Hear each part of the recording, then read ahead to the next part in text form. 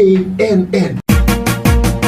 wadani maxay kula tahay halka Soomaaliya afari nusafadaan waradna midnimada Soomaaliya waa muqaddas adna maxay kula tahay no waranagu horanu goone aqoonsi baan doonayna adna habartayni ninkii arooso adeerkayna leewaaye waradna maxay kula tahay dawlad dhexe oo sal adag oo adna yaa minay xamar xisaab ku jirin waxaan dhihi karaahe adna maxay kula tahay boowe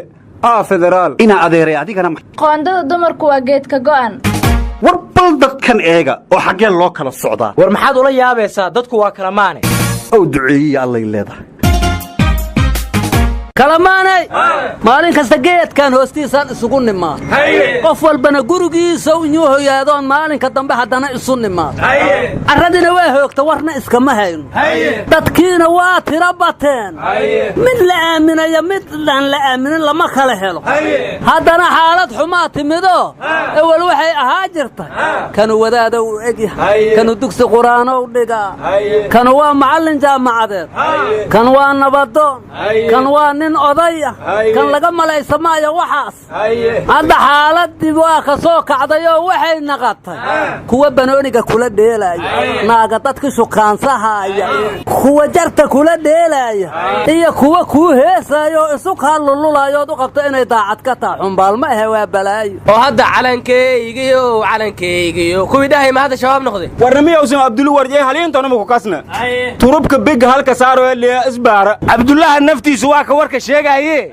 asaga yaa oga hubiyay war abdullu shabaab ma lehdan jiro war ma qaal lehdan jiro asqarxisi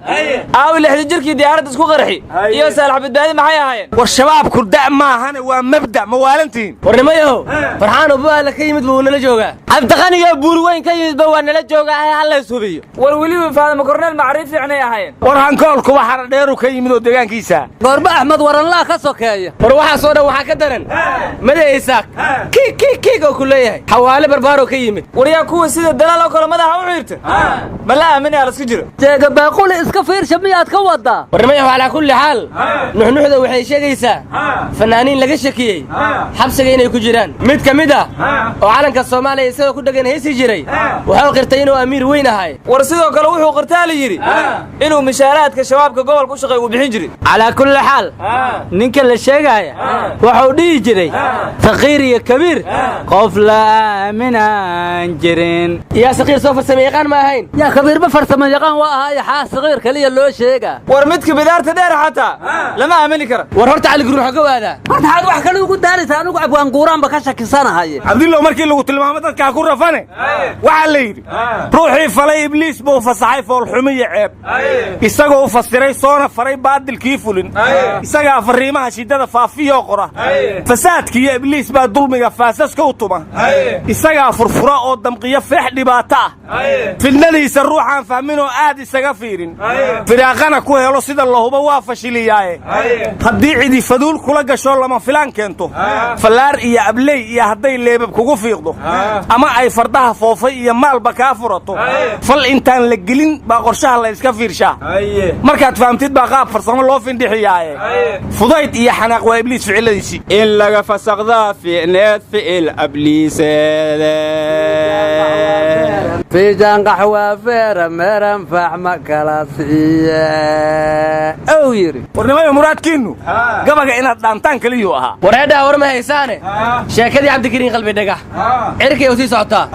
ديبانا لو سونولي دول كما كتاكتاي ورمر هوري لاريشن بركي إركم بوبيو إرساقتا دول كيال ورودن كلام على ديبي مقدشة موي ماذا ورشاكدي مركا عركي كودكتاي دقيستا فانولا فريقا ما قدنا ميا لا يري قردوغا مسوهاس ما مسؤولاسوا ورهدا كامبين دورشا سعودي ما كامبين كلا لغا دغا يدنا وروحي لسكو ايلين لها ayaa la falaqaynaya war eebshishaag abduduwa ka fayla muroogdana war maalmo ka hor qalbi dhagax oo hadlay waa kii yiri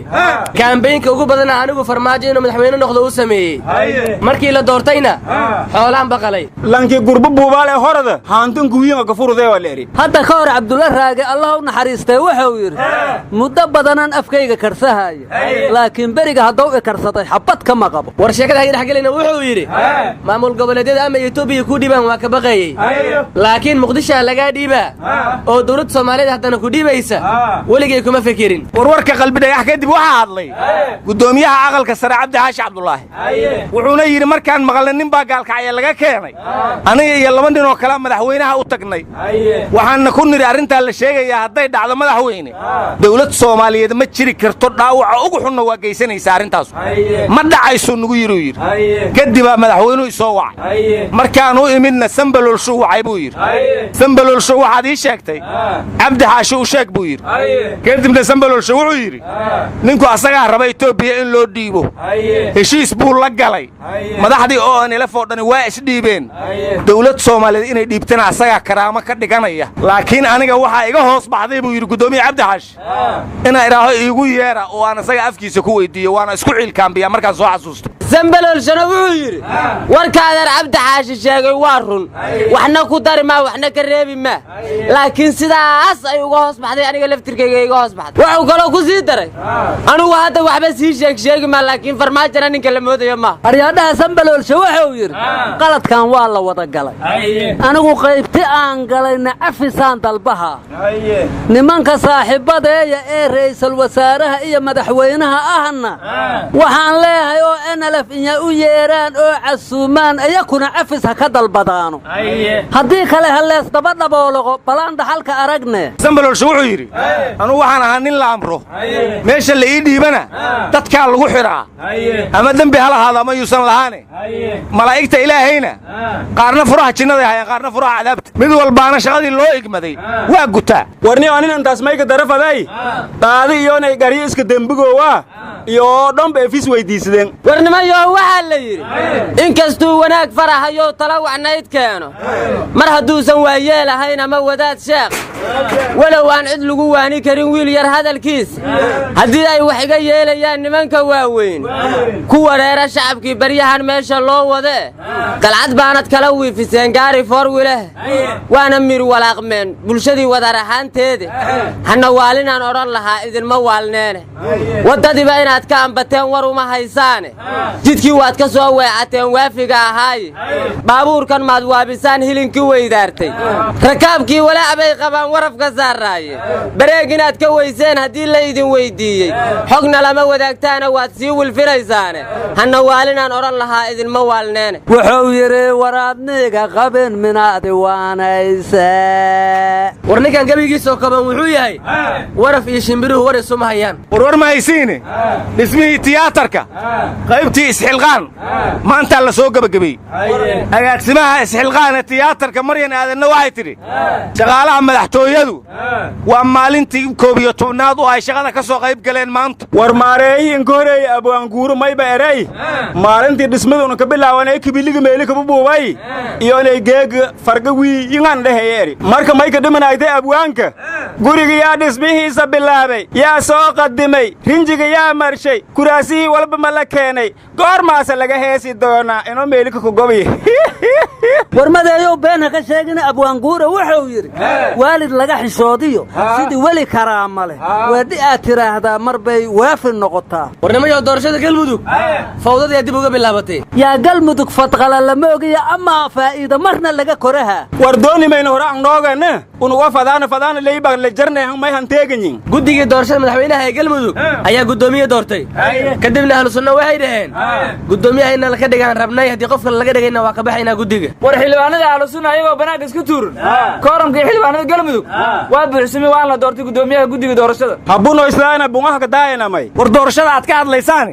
ma tiidhu Samareeb ka socotay ama soo tiigaalka ay ka socotay tiigaalka ay anamada isaaga naftay xilibaan ay tal yaray liin ku weeray diidi amba tii guri ceel ka socota leeyir ka soo qayb gal waana diiday war doorashada gaalgacay ka socot odaxaafa qaraab ku raadinay ee maamul laga marrabo cid isku halaysanayay u taala inal qaraabata kana min al hunguri miya qarsoodinaha noo naqoto waa la kala qaraabtaa miyay ka socotaa doorashada Samareeba nabad iyo nolol baa gareen ku raadsanaysa war yaraanka ilma gareen boorkiisa caleemasaarka waa la diyaari ninka buunka xaday xagee ku yeerinaya yaa maada diidi kara ma haw rabo buub buub ku sii hahe kaala diid adiguba cabdullaw ilmaan noo jiifee ma la kici rabaa arhangoolow qayladaan igala tag nin hurdaa la kiciyaahe warnimaya cali guudlaaw madaxweyne ku-xigeenka hirshabeelle wuxuu yidhi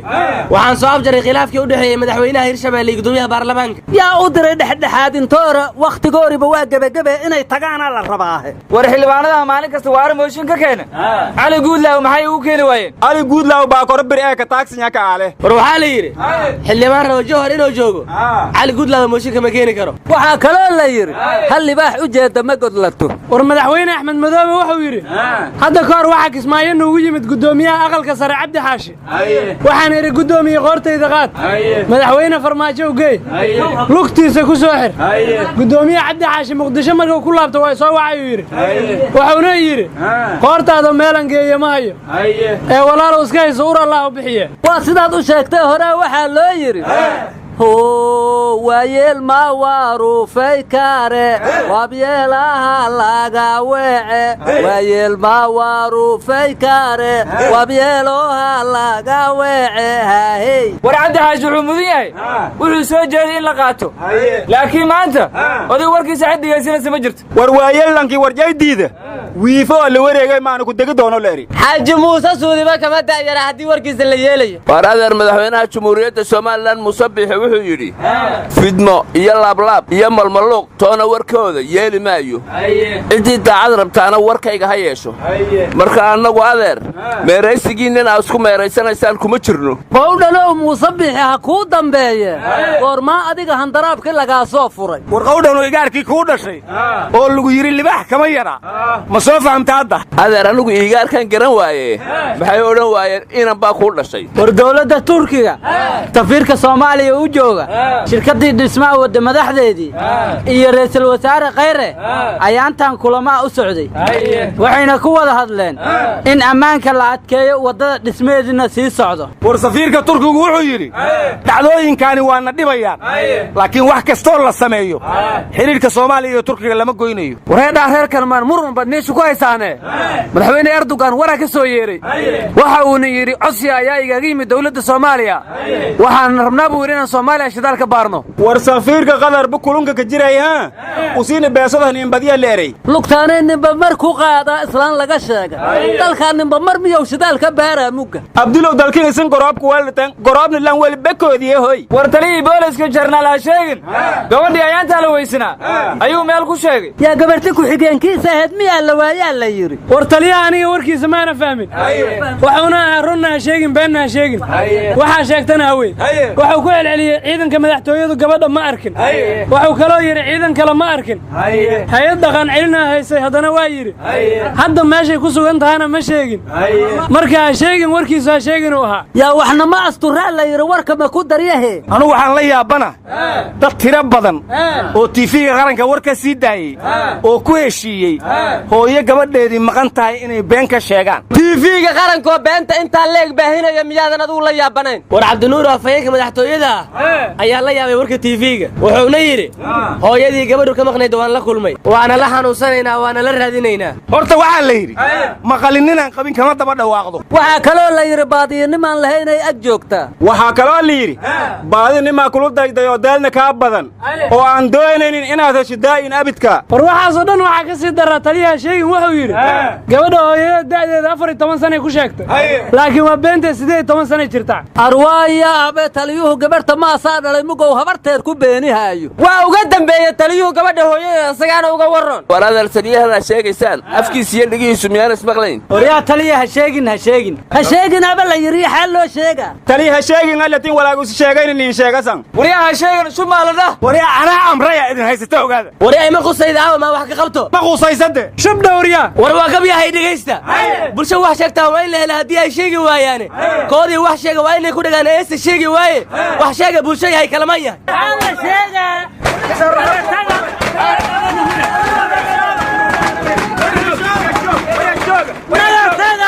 shanshadiidnu herega ha dhabatee